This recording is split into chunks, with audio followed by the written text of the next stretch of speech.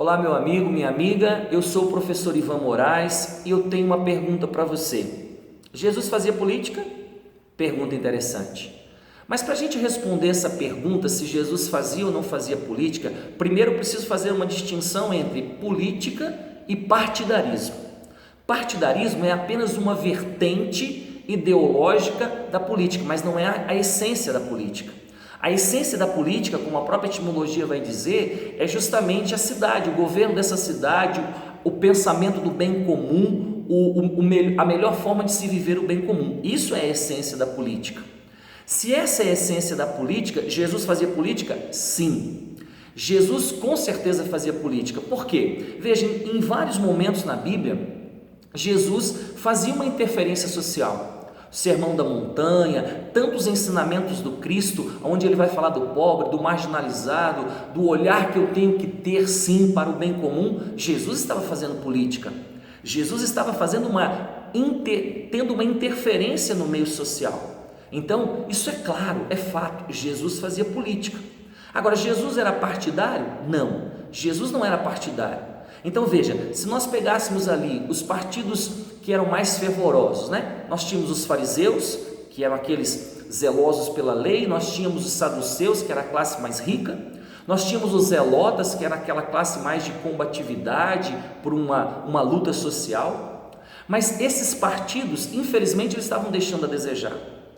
E na Bíblia também Jesus vai ter vários embates com estes partidos, porque o evangelho social, o bem comum, não estava sendo vivenciado. Ora, se Jesus fazia política, e eu sou cristão, você é cristã, você é cristão, eu preciso entender que nós somos chamados a fazer política também.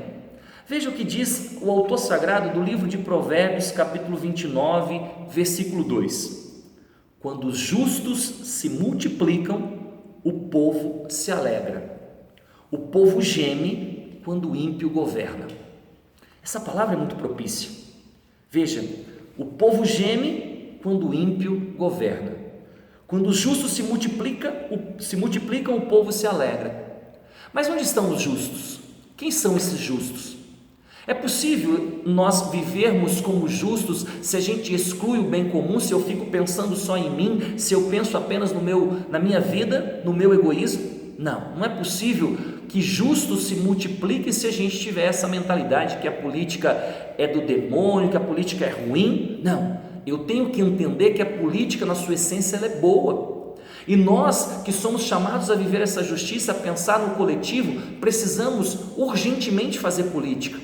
Precisamos fazer política na nossa família, precisamos fazer política no local de trabalho, onde nós estamos, nós somos convocados a fazer política. E se mais pessoas se levantarem, se nós conseguirmos multiplicar o nome de homens e mulheres, o número de homens e mulheres que se levantam para fazer política, além da gente começar a mudar a base social, nós vamos também ter outras opções para votar, porque nós vamos ter outras pessoas que serão opções de homens e mulheres que estão lutando pelo bem comum. Agora, ao mesmo tempo, a Bíblia vai dizer aqui, o autor sagrado vai dizer, o povo geme quando o ímpio governa. Veja, nós somos governados por uma boa parte de ímpios, de homens e mulheres que estão no governo que infelizmente não entenderam o que estão fazendo ali. Então, eu e você nós não precisamos esperar a igreja se manifestar publicamente, explicitamente, que nós somos chamados a nos envolver com política. Não são os pastores que têm que se envolver diretamente com a política. Não, somos nós leigos que somos chamados a assumir esse posto, mas assumir um posto verdadeiro. Porque, e o que é assumir um posto verdadeiro? Veja bem, meu irmão e minha irmã, se essas leis morais, se a autoridade civil estão fazendo leis morais, eu também não posso ser passivo e aceitar essas leis civis que estão ferindo a dignidade e a lei moral. A questão do aborto, da reforma da Previdência, o trabalho escravo no Brasil, que ainda não acabou e agora estão querendo aumentar mais essa dimensão do trabalho escravo. Daí a gente percebe, meu irmão e minha irmã, o quanto que eu e você somos chamados sim a não lavar as mãos, a não fazer como Pilatos, nem cruzar os braços. Nós somos chamados a assumir os nossos postos e fazer política, sim, e não aceitar essas leis que querem empurrar. Agora eu me lembro de Atos dos Apóstolos, capítulo 5, versículos 19 seguintes, onde os apóstolos são proibidos, uma lei civil estava sendo colocada, proibindo eles de anunciarem o nome de Jesus. Pedro então dá uma resposta profunda, ele vai dizer: cabe primeiramente obedecer a Deus do que aos homens.